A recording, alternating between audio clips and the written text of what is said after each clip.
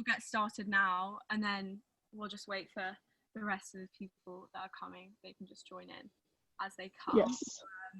So, hi everyone.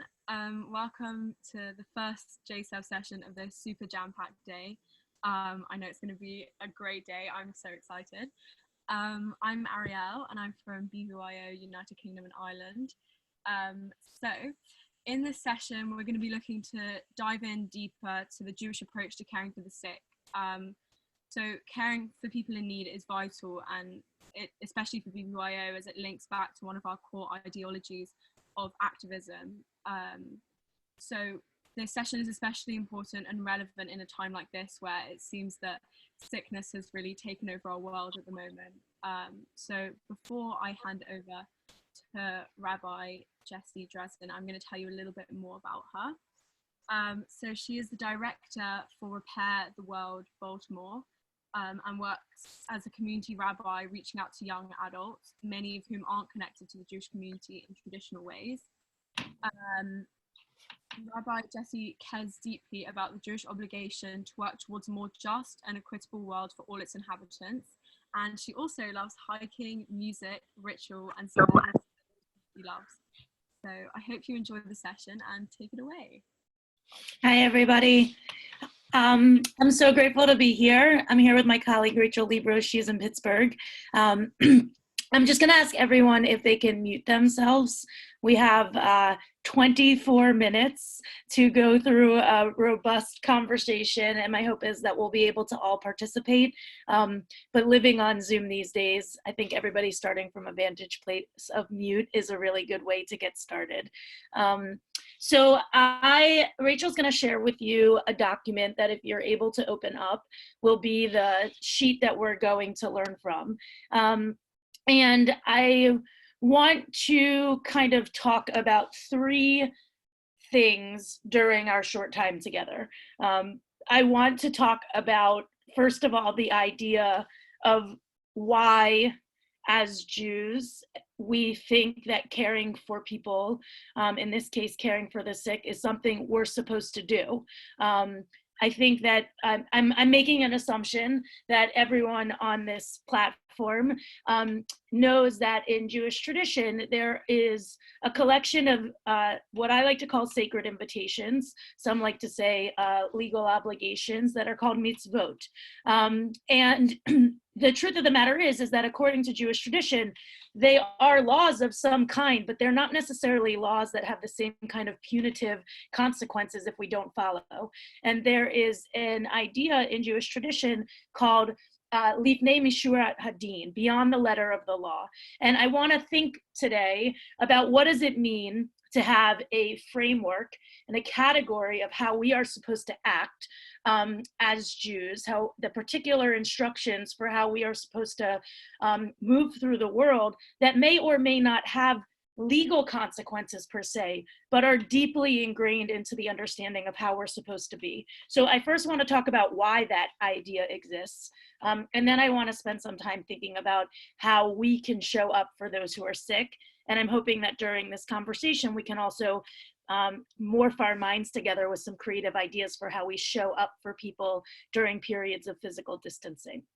I just want to invite, if anybody has any thoughts or ideas as they come up in our conversation, to feel free to put them into the chat function. And also there will be some opportunity for people to share as we move through the text. So if you can open up your Google Doc that's in the chat. And I'm gonna actually lead us through the first text. Anybody by a show of hands know the concept of being created B'Tselem Elohim in the image of the divine, right? Okay, so that's a familiar thing for us. So I feel like many of us know that. Not many of us know why or what that means, right? It's a little bit of an obscure idea. So I'm hoping that this first text will help us to ground us in our conversation. So I'm just gonna read it just for the sake of time. A person should follow the attributes of the Holy One, blessed be God. A few examples. Just as God clothed the naked, right, in the Garden of Eden, so too should you clothe the naked. Just as the Holy One, blessed be God, visits the sick, as it is written with regards to God's appearing to Abraham following his circumcision. And God appeared unto him by the terebinths of Mamre. So too should you visit the sick. Just as the Holy One, blessed be God, consoles mourners, so too should you console mourners. And just as the Holy One, blessed be God, buried the dead, so too should you bury the dead. So we have here both the premise of why we show up to care for sick people specifically, but we also have this bigger idea of God did these things. We are created in the image of the divine, so too you should do these things. So I want to just start off by asking for you all, based on this text and based on your own ideas, and if you can put your answers into the chat, what does it mean to you? What is your understanding of the idea that we are created in the image of the divine? How do you understand that? Or what does that mean to you? And if you'd be willing to share some of your thoughts in the chat, we can all kind of learn from each other with limited time.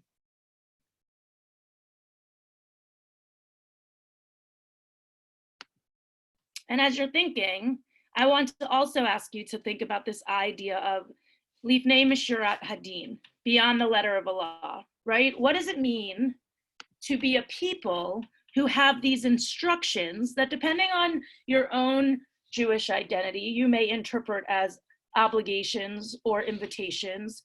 You may understand them as like obligatory or something you may choose to do, but data tells us that even the most unaffiliated and kind of secular Jews see these ethical obligations as some of the most defining parts of what it means to be Jewishly identified. So I'm curious for you all to think about, like, if it's not law, right? If it's not like no legal consequence if I don't show up for someone, what does it mean? Why do it? What is the impetus, or what is the compelling nature to do something like show up for someone who's sick? And if people don't want to chat, if anybody wants to offer an answer, I'm happy for another voice to offer an answer. You could just unmute yourself and share an answer if you want to contribute one. Any brave souls out there? Yeah, go ahead.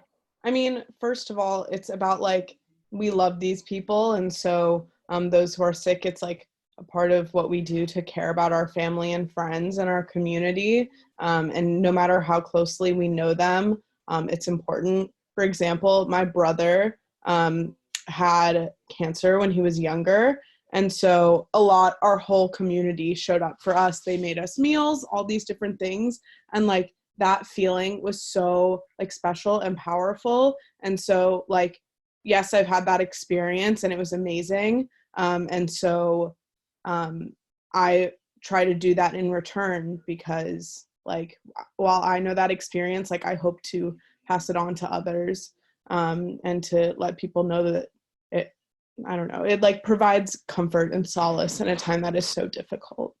So. Thanks, Jill. I mean, I think that there are some really important points in there. One is this idea of reciprocity, right? This idea that if I show up for someone in their time of need, maybe that person will show up for me, or even vice versa.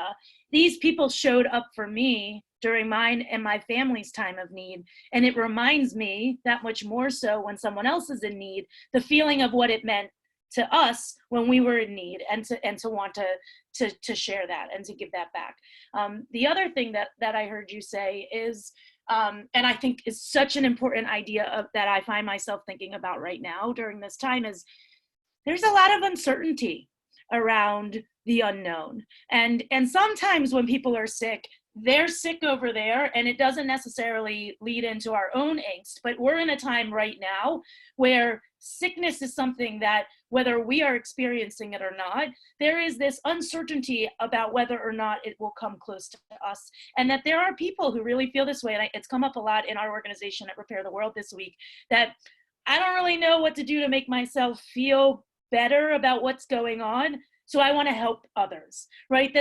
And in Jewish tradition, there are all these moments of when you don't know what to do, right? After someone has died in your mourning, when you are trying to atone and maybe you're in the process of seeking forgiveness, Judaism also often encourages us to learn and to give tzedakah and to do mitzvot for other people, right? That there's something in the ether of like how it works to be a Jew is like when we're in periods of time of anticipation and trepidation, lean into connecting with others, be there for others, that it may not cause the thing that we fear to go away, but it is something that maybe brings us some comfort in a period of uncertainty.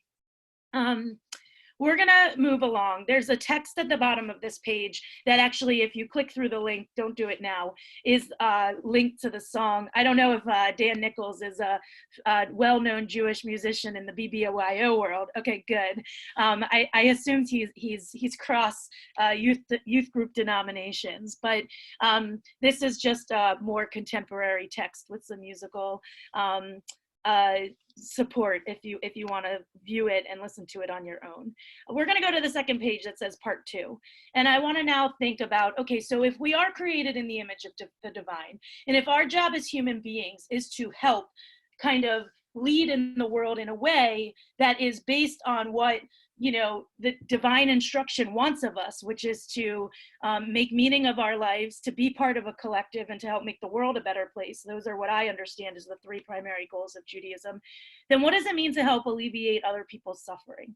I know this is a dangerous question, but would somebody be willing to read the text for us that says Nedarim 39b? There a volunteer out there in the group? Bueller? No? I'll keep reading. We can keep going. I sometimes will stop people while they're reading anyway. So, on the topic of visiting the ill, it is taught the mitzvah of visiting the ill has no fixed measure, which means there's no clear prescription in the Torah. It says you should visit the sick, right? We have these images of God visiting people when they are ill, but it doesn't say, and this is exactly what you should do and how you should do it. So that's what it means by no fixed measure.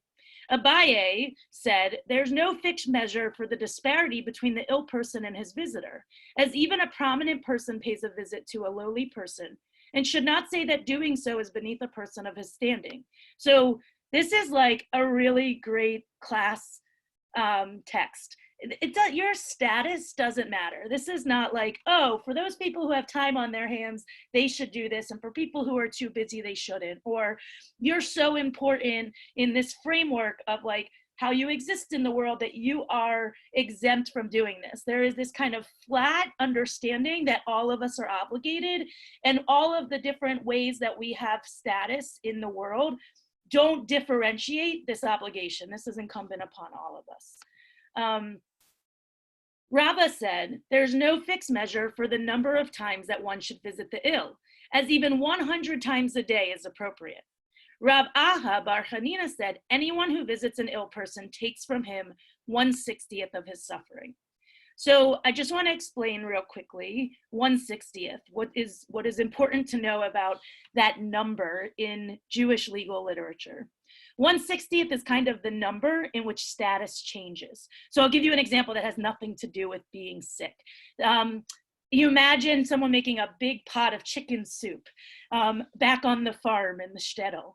And, you know, the oldest of the family is walking in from milking the family goat and has a bowl of milk and trips over a board in the kitchen. And some of the milk spills into the chicken soup, right? So the question is that soup still kosher, right? Because we know that you can't mix milk and eat meat. And the answer is, if it's less than 1/60th of the whole, it's still okay. If it's more than 1/60th of the whole, that little bit of milk has changed the status of the entire thing. So now if you think about it as it's related to the sick, right? They're basically, the number 1/60th is saying that while we can't take away the experience of the person who is ill themselves, that our visits are impactful enough that it changes the status of that person suffering. So I want to, and this is, I clipped some of the text, but it goes on to say, this is the end of this text, Rabbi Akiva went out and taught, with regard to anyone who does not visit the ill, it is as if though he is spilling blood, right? Which in Jewish text means that you are like you are putting someone's life in danger, that a person could die just from not being visited. So I want to just take that idea that visiting people and showing up for people helps to alleviate their suffering, and ask about what does that idea mean to you in terms of how does this text make you think about your responsibility or our responsibility to show up for people when they are sick? What's the impact or the potential for us to visit and to show up for others? Anybody want to take a stab at an answer for that? I think that the thing that like took me was when it spoke about like taking anyone who visits an ill person takes from him 1/60th of his suffering, and I kind of took it in a different way. Like I kind of thought of it as almost sharing the pain almost in a communal way. So visiting people and keeping that communal aspect, which is like so important in Judaism, almost helps the person who is ill or is experiencing suffering, because the more and more people that are visiting and the more and more people that are helping, like it's like a big like communal aspect. They're not dealing with their issue by themselves, and they've got that wall of people around them. I think that's how I took it. I love that. So I'll share with you the text in the middle that I clipped, because when Rachel and I were preparing this, I was like, we're realistically gonna have 20 minutes, and these texts are really hefty texts, like I teach them to adults, and they're like, I don't get it. So I wanted to pare it down, but there is this question, Ariel, that comes in the text at the end of a person takes away 1/60th of their suffering, and the next question the rabbis ask is, well, if that's the case, why don't 60 people show up, and then they'll be all better? And the rabbis acknowledge that there's a lot of magic and fantastical imagination in the Talmud, in the rabbinic texts, but there's also practical, like rational, like understanding that we can't take away someone's illness, right? Like there's only so much we can do, those of us who find ourselves in support networks of caring for someone who is ill. But the idea is that we can take away some of it so that that person can focus on what they can only focus on, which is the healing that they need to do as the sick person. So I'm really glad you said that, because the text part, the part that I clipped from the text, would have actually like gone further into that idea. Any other thoughts before we move on? I know we are moving quickly, but this is a robust text session based on timing. Any other thoughts? Something I'm thinking about is how does this translate into this current moment when we can't physically visit people? Definitely. I want to go through the last text, and then I actually want to use the rest of our time to think about that, because I think that's where the value is. So let's move forward to the last text on part 3. And then I want to ask that question, Rachel, to the group and see if we can use, I'm going to take 2 minutes to do this text. We'll use our last, 5 or so minutes to think about that. Rabbi Chia bar Abba fell ill. The characters matter in this, okay? So pay attention to names. Rabbi Yochanan entered to visit him. Rabbi Yochanan said to him, Rav Chia bar Abba, give me your hand. Rabbi Chia bar Abba gave him his hand, and Rabbi Yochanan stood him up and restored him to health. So Rabbi Yochanan helps Rabbi Chia bar Abba to get better. Later, not assuming that it's because he visited Rabbi Chia, Rabbi Yochanan fell ill. Rabbi Hanina entered to visit him. Rabbi Hanina said to him, give me your hand. He gave him his hand, and Rabbi Hanina stood him up and restored him to health. The Gemara, meaning the text, asks, why did Rabbi Yochanan wait for Rabbi Hanina to restore him to health? If Rabbi Yochanan was able to heal his student, let Rabbi Yochanan stand himself up, right? Like he should be able to make himself better. If he was able to, the Gemara answers, they say a prisoner cannot generally free himself from prison, but depends on others to release him from his shackles. So I'm gonna tell you what it means so that we can not lose our last few minutes to think together. The idea here is that people can't heal on their own, right? Even a person who's a great healer, even a person who is really incredible at their own craft, when they themselves become the person in need, they can't do it in isolation, right? And they think about all the roles that we're in, right? I think about right now, all of the health providers. If God forbid one of them becomes sick, they're not going to be able to do for themselves what they're doing for everyone else. And so I think that this again is that idea, Ariel, of the collective. We need each other. We need to show up for each other. And even those of us that are most capable of caring for others, when we are in a period of need, we need to make sure others are there to care for us. So I want to use our last 6 minutes to ask the question that Rachel asked, because I think it's so important. What does this mean? What are these ideas and these values are supposed to be timeless? They're supposed to be all encompassing. And now we find ourselves in a situation where it's not so easy to go over to a friend's house and bring them soup, or to show up and give them a hug. So I want to ask this group if we can spend some time just thinking about how are the ways that we can show up for those who are ill. And the other question that I'll ask is, how are you thinking about this just based on your own ideas of the people in your personal circles? And then how do we think about the people who maybe we don't know personally, but are impacted and potentially in need of support during this time? I'd love to hear some of your thoughts. I mean, something that I personally have been doing is like spending a lot of time on FaceTime and Zoom with my family. We like put my grandparents in time out. Like we had them start to self-quarantine a lot earlier than most people, just because like we were really worried. And so we like spent a lot of time FaceTiming them and like making sure to go shopping for them and like just being there for them.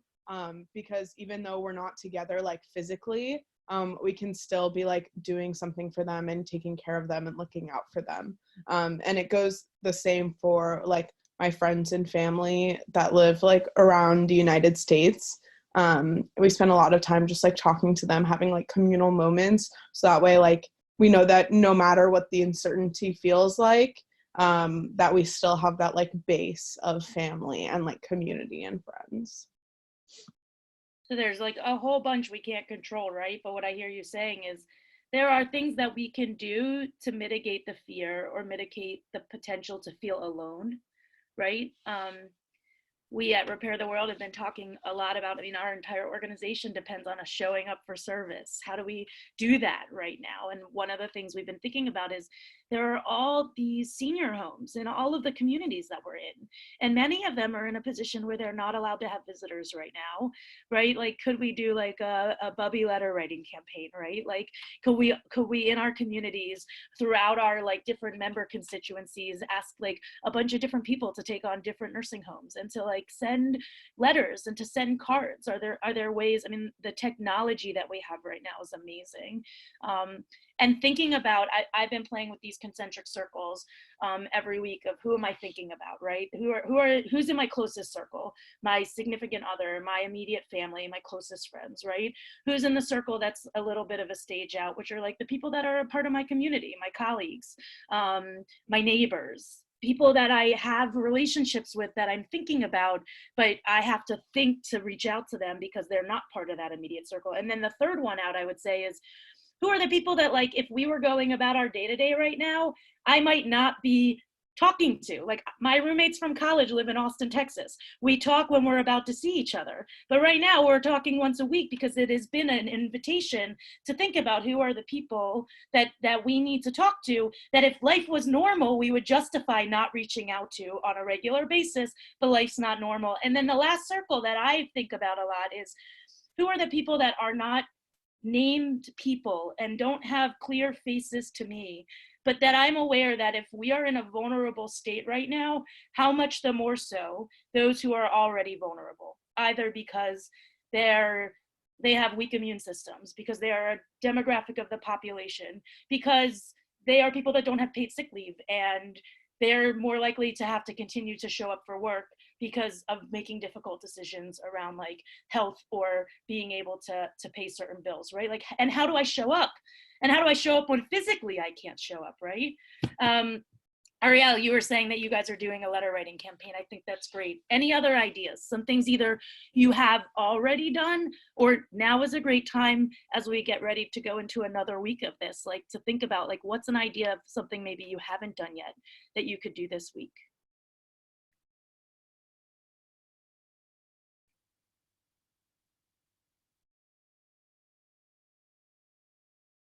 I'm trying to help my grandpa just now learn how to use Zoom. And we are trying to do Kabbalat Shabbat every Friday, coordinated by me. And let me tell you, Israelis can't speak on Zoom because it's it's not working, and I need to say, quiet, check it, everyone. Let's one by one, like we can talk and cut each other. And now when he discovered this whole world, I'm just sending him links and stuff to things that's happening online that makes him feel connected and part of a family and part of a community. And he grew up in a Shomer HaTzair youth movement.